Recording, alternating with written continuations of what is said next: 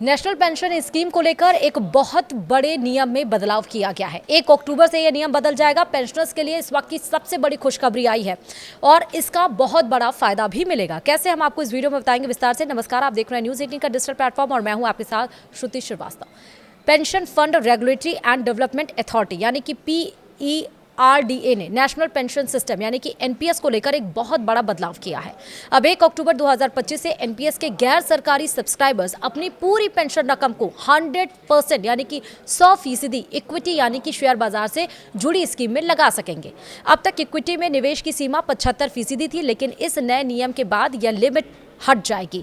इस बदलाव का मकसद है ये कि सब्सक्राइबर्स को ज्यादा आज़ादी मिले और वे अपनी रिटायरमेंट की बचत को अपनी उम्र, ज़रूरत और जोखिम उठाने की क्षमता के हिसाब से बेहतर तरीके से प्लान कर सके।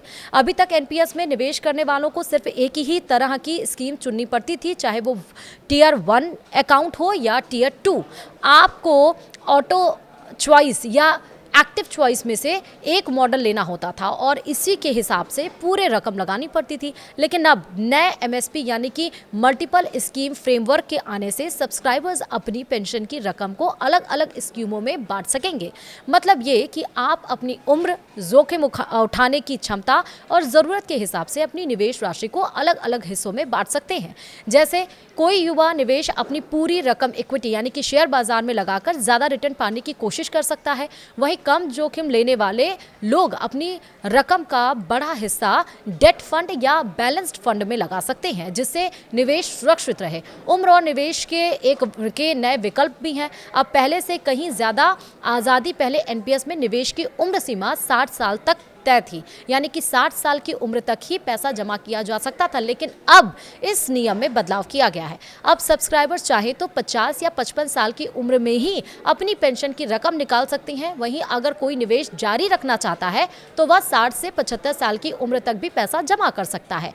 ये बदलाव खासकर उन लोगों के लिए है फायदेमंद होंगे जो प्रोफेशनल्स, सेल्फ एम्प्लॉयड या कॉर्पोरेट सेक्टर में काम करते हैं। उनकी ज़रूरतें और प्लानिंग अक्सर अलग होती हैं। अब उन्हें अपनी उम्र, कामकाज और भविष्य की ज़रूरतों के हिसाब से पेंशन की बचत प्लान करने की पूरी आज़ादी मिल जाएगी।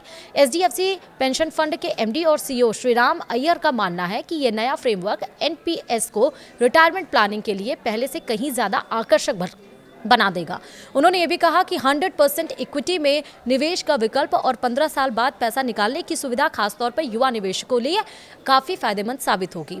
वहीं श्रीराम अय्यर ने यह भी बताया कि ये सभी बदलाव PERDA एक्ट 2013 के तहत किए जा रहे हैं। भले ही एनपीएस में निवेश के नए विकल्प दिए जा रहे हैं, लेकिन सुरक्षा से जुड़े नियम पहले जैसे ही रहेंगे। निवेशकों को अपने रिटर्न और जोखिम की पूरी जानकारी पारदर्शी तरीके से दी जाएगी ताकि वे साझेदारी से फैसला ले सके। पेंशन अकाउंट भी पोर्टेबल रहेंगे, यानी कि आप चाहें तो किसी भी पेंशन फंड मैनेजर के साथ अपना खाता आसानी से ट्रांसफर कर सकते हैं। सबसे जरूरी बात यह है कि जब भी आप अपना पैसा निकालेंगे तो कुल राशि का कम से कम 40% हिस्सा एन्युटी में लगाना ज़रूरी होगा। इससे आपको रिटायरमेंट के बाद एक तय मासिक या सालाना आय मिलती रहेगी। तो है ना बड़े मज़े की चीज़, और किससे इतना बड़े लार्ज स्केल पर कितना बड़ा फ़ायदा होगा। वीडियो में इतना ही। नमस्कार।